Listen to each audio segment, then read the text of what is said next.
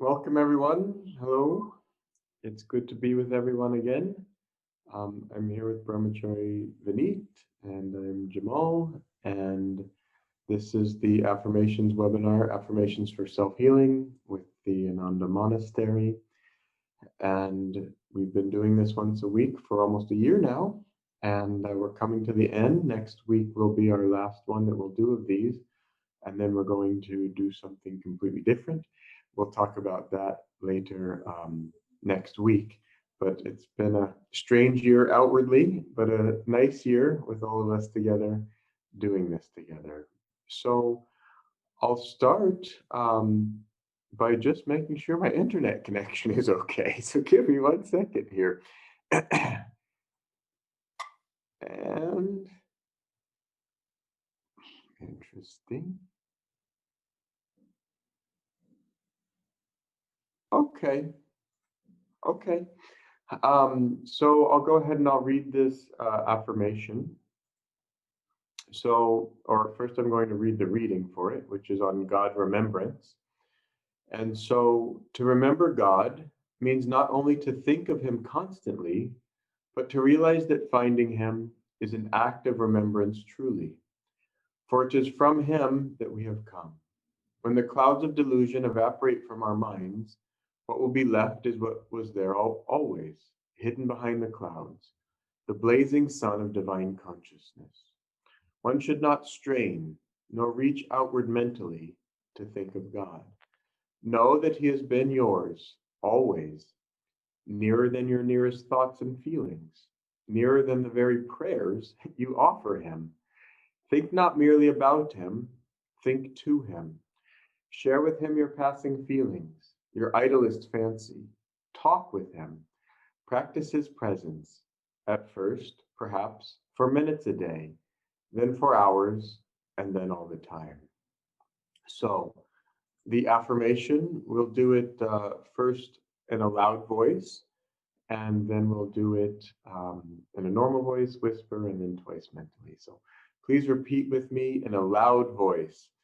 I will live in the remembrance of what I am in truth. Bliss infinite, eternal love.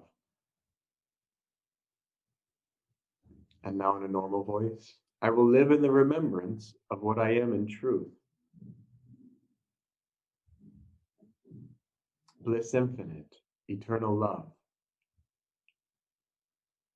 And now in a whisper, I will live in the remembrance of what I am in truth.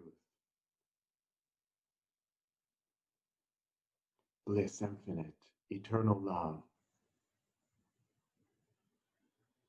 Now mentally taking this into your subconscious mind, I will live in the remembrance of what I am in truth. Bliss infinite, eternal love. One more time, mentally taking it into your superconscious mind. I will live in the remembrance of what I am in truth. Bliss infinite, eternal love. And Swamiji's prayer. Lord, thou art always with me. Help me to feel behind my thoughts, thy inspiration, behind my every emotion, thy calm, all transforming love. I'll now hand things over to Vineet.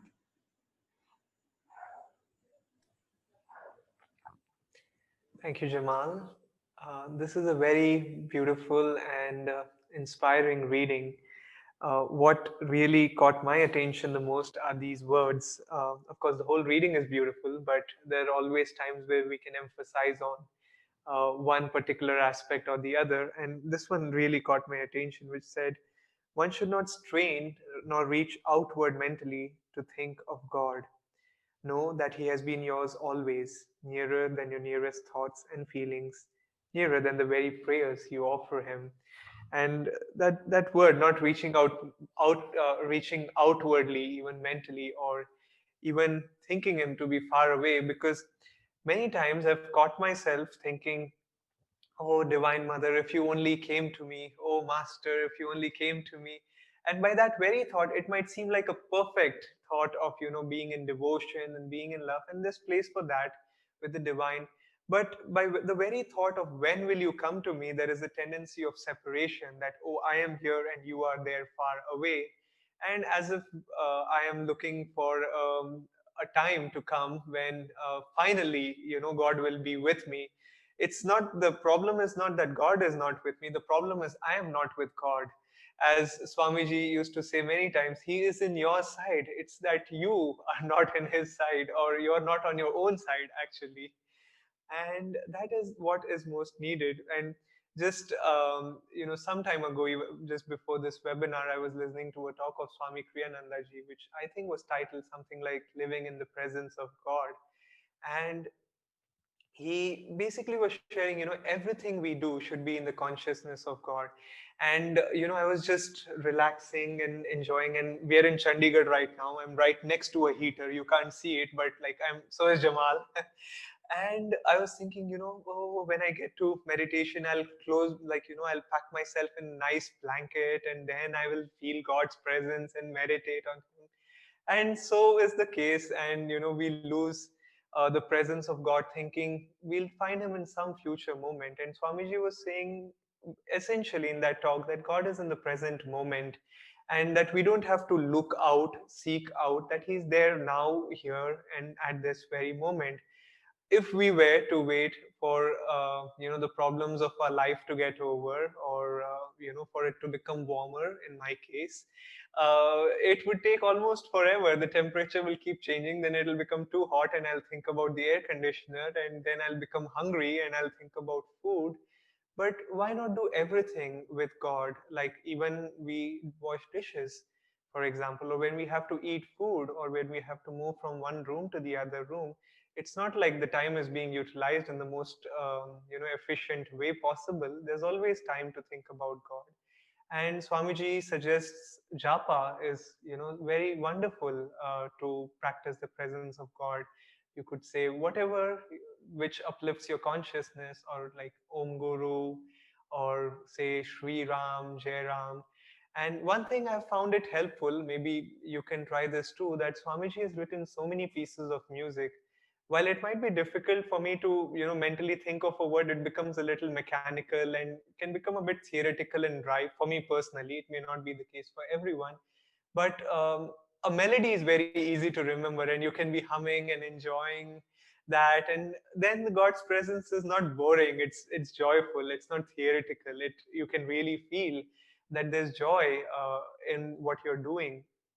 And just again to mention this talk of Swamiji, which I was listening to, he said eating food for self enjoyment is a sin. And just a few minutes before that, I was just like, I just ate like two sandwiches and I was so hungry, and it's like, oh, self enjoyment. But now I think, when I thought about it again, it wasn't like, he was saying you shouldn't enjoy your food or you shouldn't enjoy anything. That wasn't Swamiji's way, that wasn't Master's way. But whatever we do, even if I'm enjoying my food, I should probably try to include God in my enjoyment with it. That, oh yeah, this is just such a wonderful hot tea in this cold weather, or hot chocolate in this cold weather, but I'm enjoying it with the divine within. It is God in that hot chocolate, and it is God in this, body which is feeding it. So it is not separate. Is like, okay, this is my meditation time, and this is separate from this is my time to eat. This is my time for family. This is my time for work. It's good to compartmentalize our life in terms of, okay, this is my meditation time. This is my time to be focused on this. In that way, yes, it's wonderful to have focused times in our days, but we don't have to leave the consciousness of feeling with God then and there. And really, I've found again and again that when I meditate, it becomes much more easier to feel God's presence in the rest of the day. It's not like I'm only those 30 minutes, 45 minutes, 1 hour, whatever it is it that I'm feeling God's presence, but then it helps to carry on. And then that meditation in morning and evening just acts as a perfect balance, where you're just like, as soon as, when you start feeling okay, maybe you're starting to feel God's presence a little less, or maybe that presence is dipping, the meditation kind of gives another boost. and you can then again start feeling, oh yeah. One other important thing I've felt is that it's not important for me to have good meditation.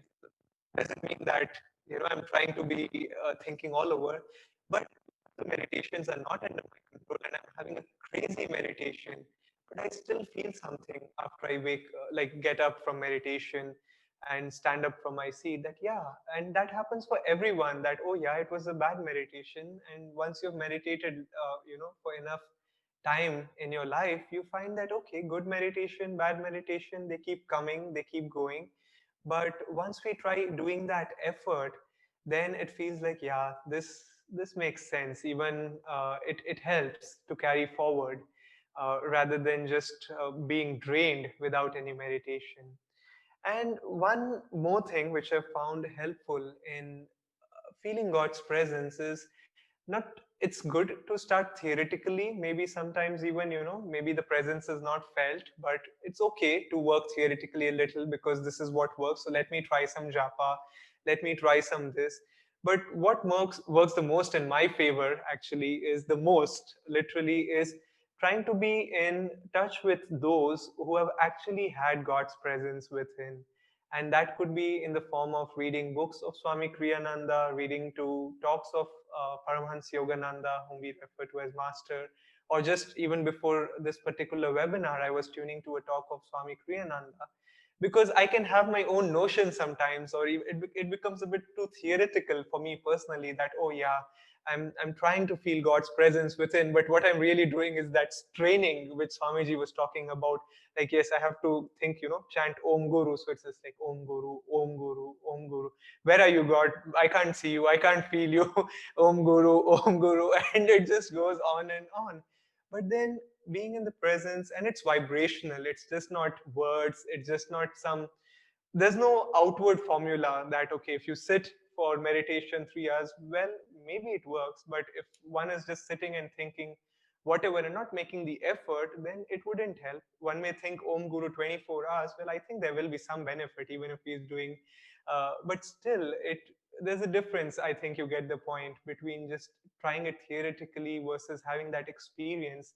And to me that experience comes easily by being in the presence of those who have that presence very real in their lives. uh, Paramhans Yogananda ji in his life, when Swami Kriyananda ji asked him if he would be, I'm paraphrasing this part, but he asked him if he would be able to help his disciples as much as after he's gone, he's left the body. And Paramhans Yogananda ji said, to those who think me near, I will be near. So over here, it becomes extremely important to not to think of God as some far away, distant being, but someone who's right here, right there, like behind maybe the cold winds, behind the flower, which you see on the road while you're walking, maybe behind, just with the person or behind the person whom you're interacting with, behind this webcam or this camera, which you're seeing, I'm seeing through, and you are seeing through the screen. God's there, right there, and all we have to do is look for it.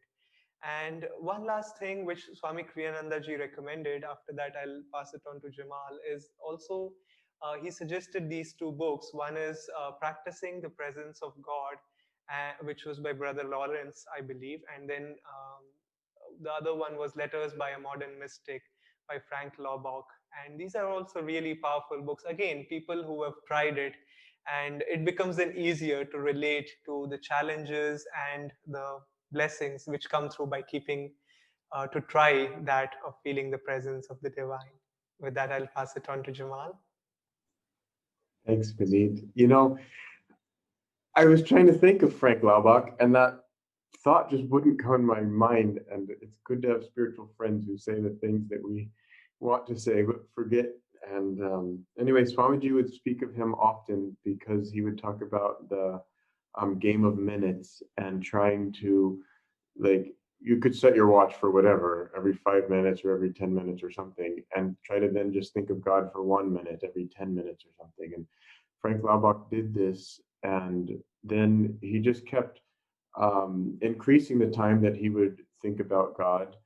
And the part that I found comforting is that eventually all these spaces where we're not thinking about God, that those begin to fill in naturally. That it's not like we have to keep straining and struggling and straining more and more to fill in these spaces where we're not thinking about God, that it just starts to come naturally. And to me, that's very comforting. I also want to emphasize this line that Vineet read: one should not strain nor reach outwardly mentally to think of God.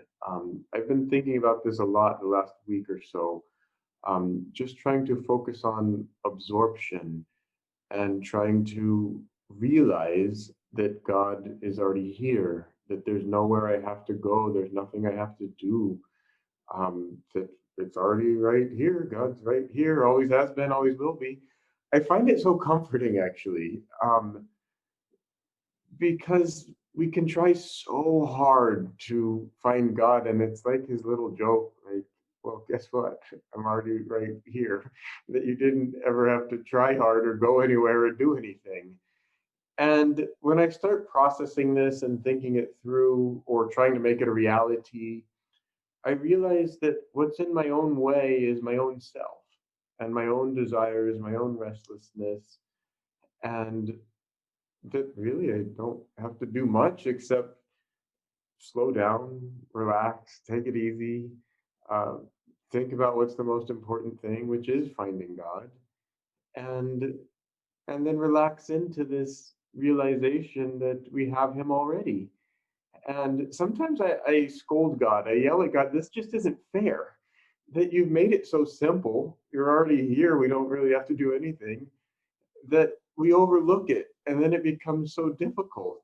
And that, I don't know, that it just seems like a little trick on his part that seems a little bit not fair.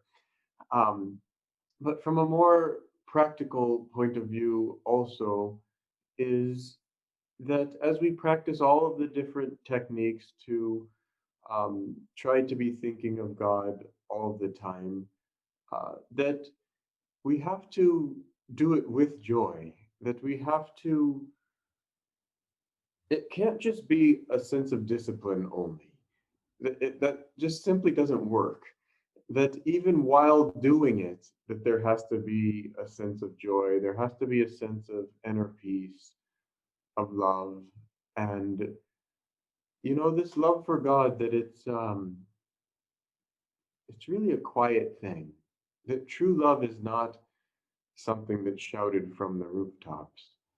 That it's a secret. It's a secret between you and God, about how much you love God, about how much more you want to feel God's presence in your life.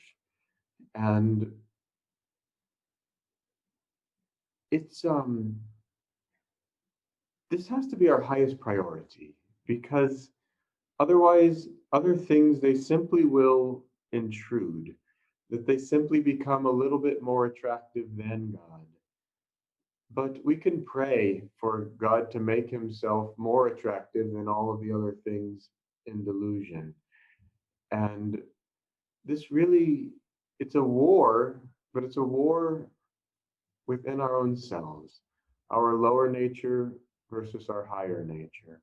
And our higher nature, it's already at ease. It already can relax. Something I found so fascinating about Swamiji was his ability to accomplish so much outwardly in the world without any strain.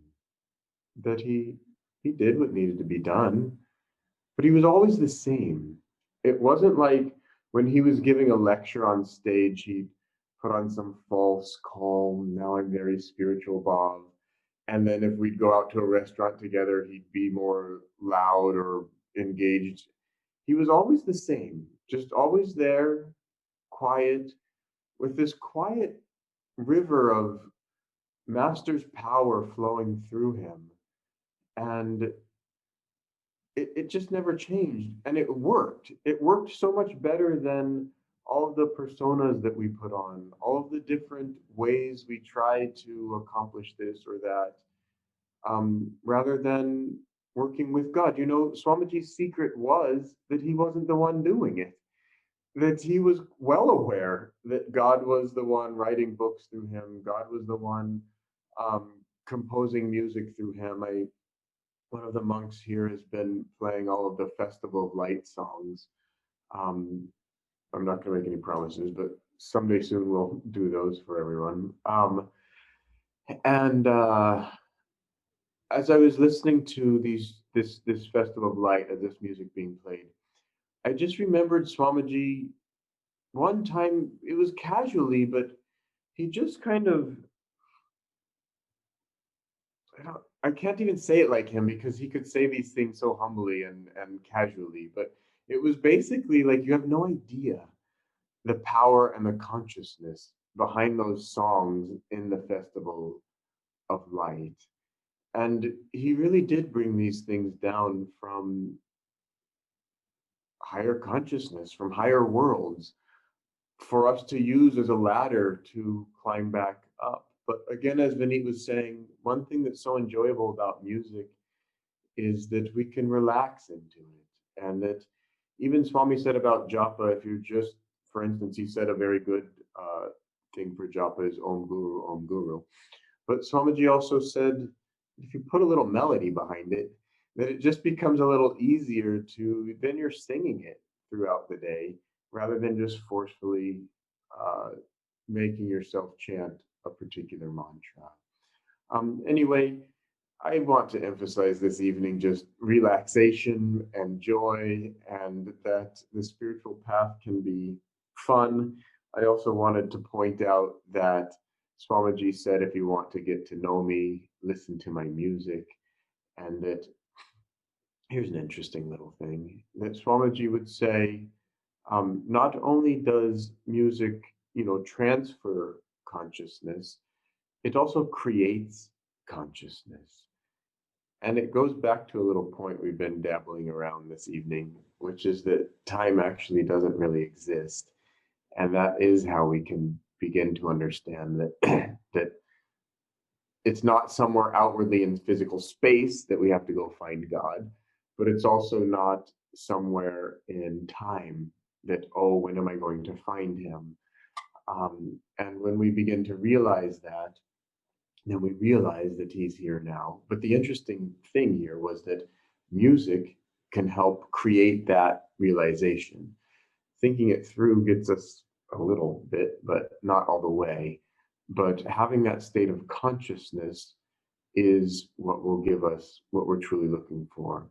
And as Vineet also was saying, that we have to receive this consciousness.